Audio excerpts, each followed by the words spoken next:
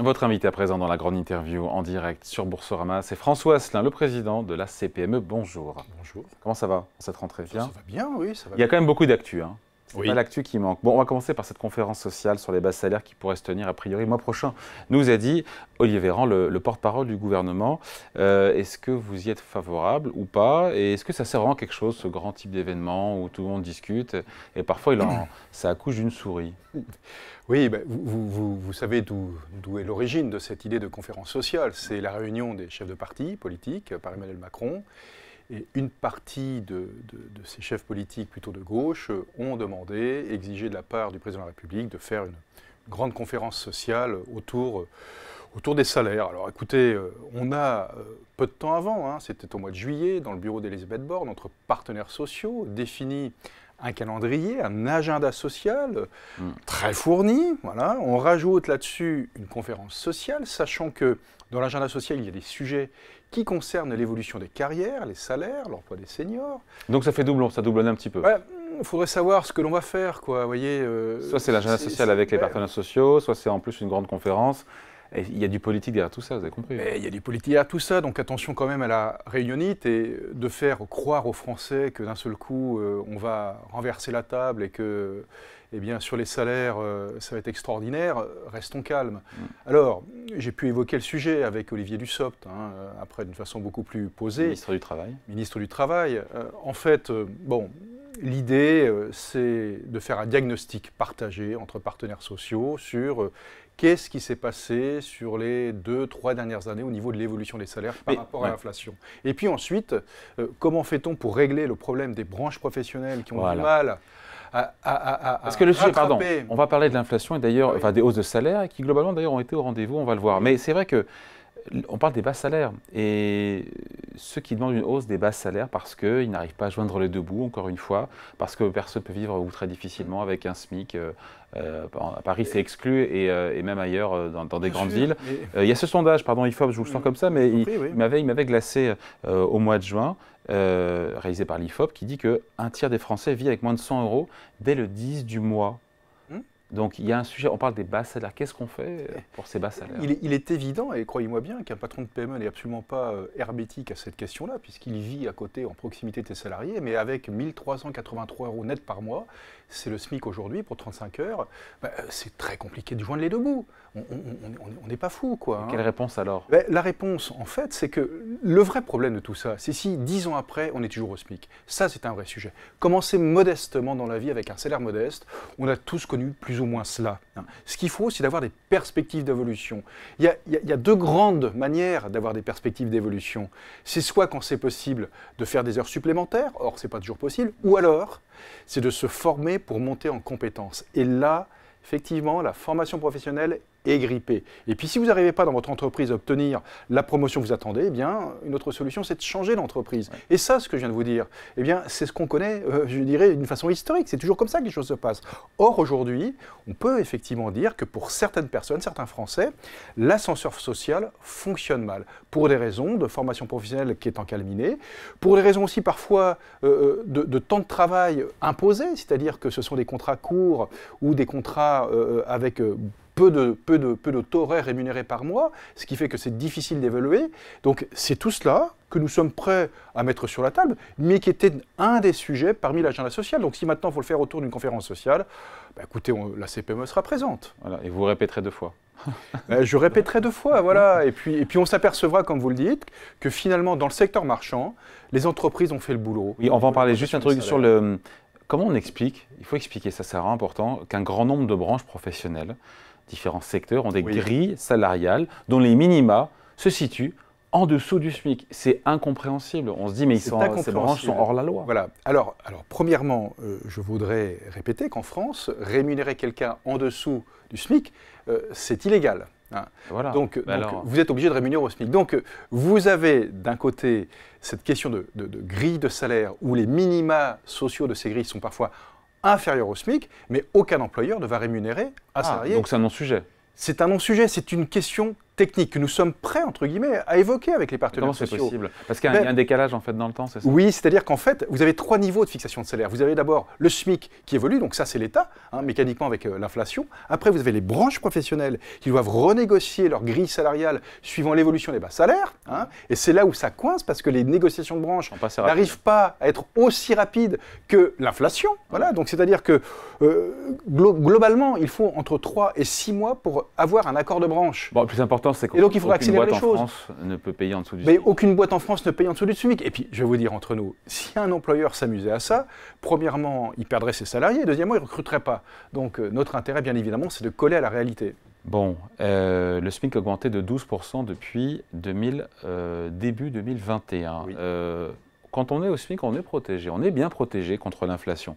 Mais quand on est juste au-dessus, 1,2, 1,3 fois, 1,5 fois le SMIC, on est moyen protégé. Ça, c'est une réalité, ça. C'est une réalité et c'est un sujet très complexe parce qu'on s'aperçoit qu'il y a de vraies trappes à salaire, aussi bien pour les salariés que pour les employeurs en termes de coûts. C'est-à-dire que quand vous arrivez entre 1,4 et 1,6 SMIC, si jamais au-dessus d'1,6 SMIC, on vous augmente au-dessus d'1,6 SMIC, vous avez en salaire net très peu d'augmentation. Grosso modo, pour 100 € d'augmentation brute, vous avez entre 30 et 40 € d'augmentation.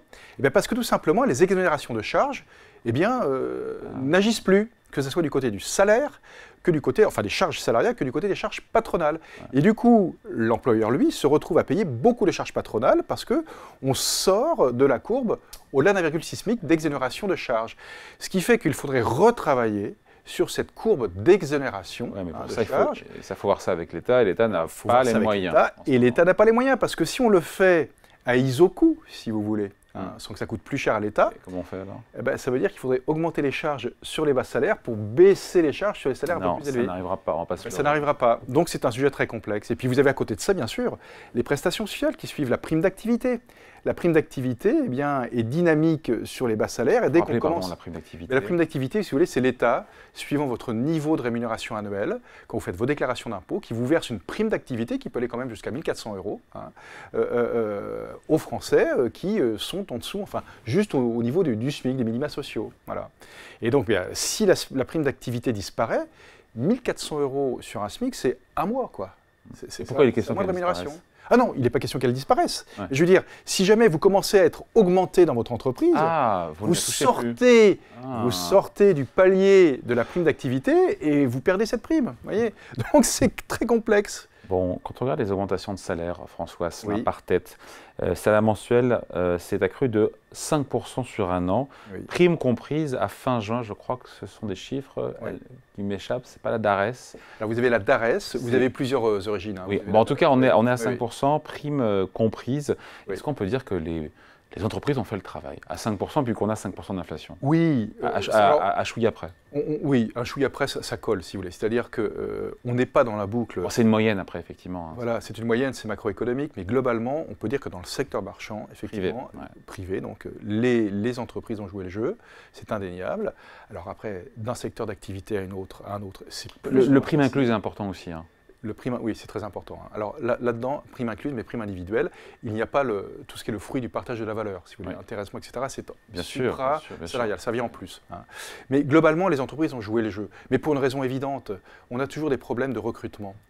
Donc, si c'est toujours le cas, certains me disent que c'est un peu moins prégnant. Alors, c'est un peu moins prégnant, c'est vrai, mais globalement, le marché de l'emploi reste dynamique. Donc c'est quand même une bonne nouvelle, mine de rien. C'est-à-dire que quelqu'un qui a envie d'embrasser une vie professionnelle, un jeune qui sort des études, a beaucoup de possibilités. Alors bien sûr, il faut chercher, mais il y a des possibilités. Quelqu'un qui veut changer d'entreprise a des possibilités. Donc ça, c'est plutôt positif. Et du coup, entre l'offre et la demande, ça reste toujours favorable dans une négociation aux salariés. Donc finalement, tant mieux pour les salariés. Mais pour certaines entreprises, ça commence à devenir compliqué. Lorsque vous êtes sur un secteur d'activité, vous vendez essentiellement de la main-d'œuvre, par exemple le service à la personne, la propreté, que vous êtes encadré parfois par des prix, le service à la personne, encadré par l'État, des prix de vente encadrés par l'État, à la prestation. Quand vous avez un contrat, auquel vous ne pouvez pas déroger avec votre client dans la propreté, eh bien, augmenter les salaires vous fait tout simplement virer au rouge au niveau de l'entreprise parce que bien, vous arrivez au seuil de ce que vous pouvez proposer à vos salariés. Et ça, c'est une vraie question et ça, c'est un vrai problème. Bon, comment ça se présente, les NAO, les négociations annuelles obligatoires, c'est ça? Oui, oui, oui. Ce sont en gros les hausses de salaire à venir pour 2024 dans le privé, parce que l'inflation commence un peu à refluer. Bon, il y a eu un petit pic effectivement là je crois que c'est sur le mois de juillet ou d'août, mais logiquement l'INSEE prévoit 4,1% d'inflation en fin d'année, à fin décembre. Donc ça veut dire que les hausses de salaire sur 2024 seront moins généreuses, moins importantes que sur 2023. Ce qu'on peut dire... Et en même temps, l'inflation, si l'inflation reflue, forcément le pouvoir d'achat peut repartir aussi. Ce qu'on peut se dire, c'est qu'en 2023, les NAO se sont plutôt très bien passés. On n'a pas vu, entre guillemets, de blocage. Donc je ne verrai pas pourquoi en 2024, les NAO se passeraient plus mal qu'en 2023. Pour autant, effectivement, il va falloir, si l'inflation commence à diminuer, il va falloir tout simplement admettre que les NAO risquent d'être peut-être un peu moins généreuses en 2024 qu'en 2023. Les hausses de salaire pourraient être moins généreuses en 2024 ? Éventuellement. Mais vous savez, ce qui déclenche surtout les hausses de salaire, c'est le marché du travail. C'est évident. L'équilibre entre les créations d'emplois ont sacrément ralenti. On a vu les chiffres INSEE pour le deuxième trimestre, je crois que c'est le deuxième trimestre. Oui, deuxième trimestre. Qui était, pour le coup, autant au premier trimestre, c'était hyper fort. On était quasiment 90 000. Autant sur le deuxième trimestre, on est descendu à 10 ou 20 000. Enfin, on est à 12 000, oui, c'est ça. Et donc, alors, ça ralentit, mais le marché... Beaucoup. Mais le marché reste dynamique. C'est-à-dire qu'on constate toujours les problèmes de recrutement. Ça veut dire que pour l'instant, je dis bien pour l'instant, les entreprises n'envisagent pas de ne pas recruter. Voyez. Alors après, bien évidemment, on avance un petit peu dans le brouillard en ce moment, il faut bien l'admettre. C'est-à-dire que la crise énergétique n'est pas encore derrière nous. Le bouclier tarifaire va disparaître au 1er janvier prochain. Voilà, les entreprises, les entrepreneurs sont quand même inquiets de leur avenir proche. Parce que vous sentez le coup de frein ? J'ai posé la question à Patrick Martin, on était à la rêve du MEDEF. Il me dit, pas de coup de frein, mais de la vigilance. Oui, c'est-à-dire que... Et après, ça dépend des secteurs, évidemment. Alors, ça dépend des secteurs, mais on est toujours dans un subtil équilibre, vous savez, entre menaces et opportunités. Je dirais que les menaces grignotent un petit peu sur les opportunités en ce moment. C'est un petit peu l'état d'esprit, quoi, voilà. Bon, est-ce que vous craignez, puisqu'on aura le projet de budget qui sera présenté, je crois que c'est le 27 septembre par Thomas Cazenave, le ministre du Budget, est-ce que vous craignez que les entreprises soient mises à contribution ou pas ? Alors, c'est un... On fasse les poches. Oui, c'est ça. Ouais. Alors en fait, voilà, ça c'est factuel. 45,4% de prélèvements obligatoires en France. Tout n'est pas sur les entreprises. Tout n'est pas sur les entreprises, mais même sur le champ des entreprises, nous sommes champions. C'est 20 quelques, je crois, sur les entreprises. Non, c'est plus que ça.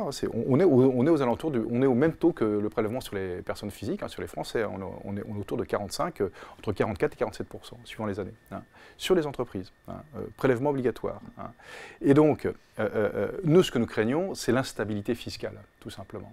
C'est-à-dire que nous sommes attachés à ce que les engagements faits par l'État soient tenus. Bon, je vois très bien quoi il pense, Jean-François Asselin. Voilà. Il pense évidemment aux impôts de production. Mais honnêtement, ils ont déjà bien baissé. Ok, tout ne sera pas baissé en 2024, ça sera reporté sur 4 ans. Est-ce que vraiment c'est si difficile à... C'est pas la mer à boire, non ? Écoutez, il y a une question de principe, c'est-à-dire que... il y aura bien baisse, mais elle sera étalée. Oui, mais ce qui se joue quand même là-dedans, c'est la compétitivité de l'équipe de France des entreprises. C'est-à-dire que si on reste toujours les champions du monde et d'Europe des prélèvements obligatoires, on n'arrivera jamais à revenir dans la compétition européenne et mondiale. C'est ça qui est important, c'est ça l'objectif qui reste à atteindre. Il y a encore beaucoup d'efforts à faire. Donc, toutes les entreprises françaises ne sont pas exposées à la concurrence mondiale non plus. Non plus, on est bien d'accord. Mais c'est un tout, l'économie, vous le savez bien. Et ce qui est important, je le répète, c'est la fiscalité, c'est la stabilité fiscale. On est tous d'accord, il n'y a pas d'initiative. Il n'y a pas de reniement non plus de la part du gouvernement qui dit finalement je ne les baisserai pas d'impôts de production. Bruno Le Maire a fait un bon boulot, il faut le dire, pendant toute la période Covid. Il a soutenu l'économie d'une façon remarquable, il était à notre écoute. Sur la trajectoire fiscale, c'est beaucoup plus compliqué. On pourrait tout à fait reconnaître à la CPME que si on nous demande de décaler l'exonération de CVAE, si en face, sur la valeur ajoutée des entreprises. Si en face, on avait une vraie stratégie sur la réforme de l'action publique, on pourrait comprendre les choses.